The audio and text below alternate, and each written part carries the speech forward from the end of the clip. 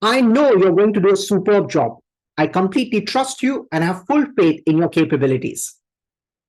When was the last time you actually used such words for any of your team members or perhaps a subordinate? Now, the fact is, when you give confidence to people right at the beginning of a job, research tells us that people are likely to perform better.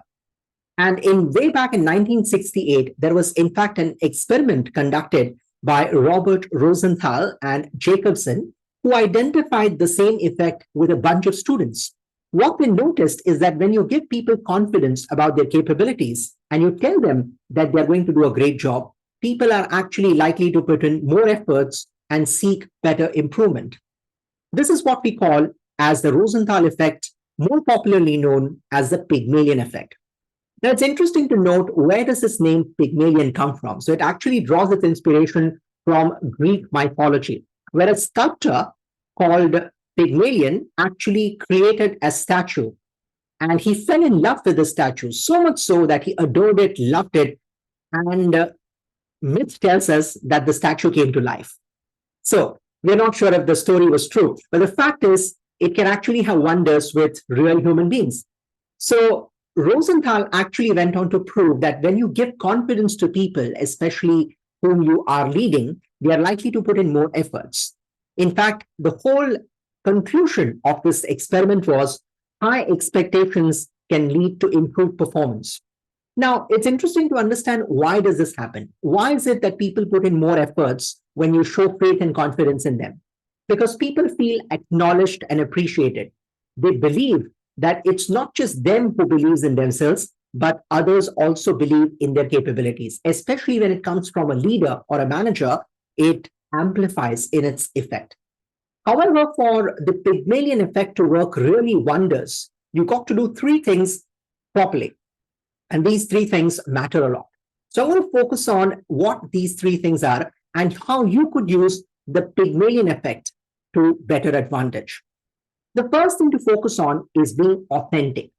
Now, many times we tell people that they're capable, but if you're not genuine in our intent, people can spot that. People can spot that you're faking it, that you don't mean it. So whenever you tell people that you trust them, whenever you tell people that you believe that they're capable of doing more, better, you got to be authentic. So first and foremost, prep yourself before you're going to have this conversation with people. And remember, this conversation needs to happen before you hand over a task to people, not after that. That's why rule number 2 is even more important. It's not just something that you do at the beginning of the task, but you continue to do it throughout the entire task. Because sometimes, in spite of efforts, people are likely to fail, or they might not see the performance that they were expecting. And therefore, it's important that as a leader, you continue to show support. You continue to offer the support that people expect, because that is something which will help people to pull up their socks and give it their best shot. Rule number 3, therefore, is being consistent. You don't apply the Pygmalion effect just once in a blue moon. You continue to use it every single time. You got to tell people that you believe them, you trust them, and that is how you can make magic happen. So being consistent in your approach and using this philosophy to all your team members is also a great idea. It's not just meant for those who are not performing, but even for those who are performing, because people like to see the reassurance, the faith that you place in them time and again. So these are 3 simple tips that you could use to apply the Pygmalion effect in your context. What are the 3 things again?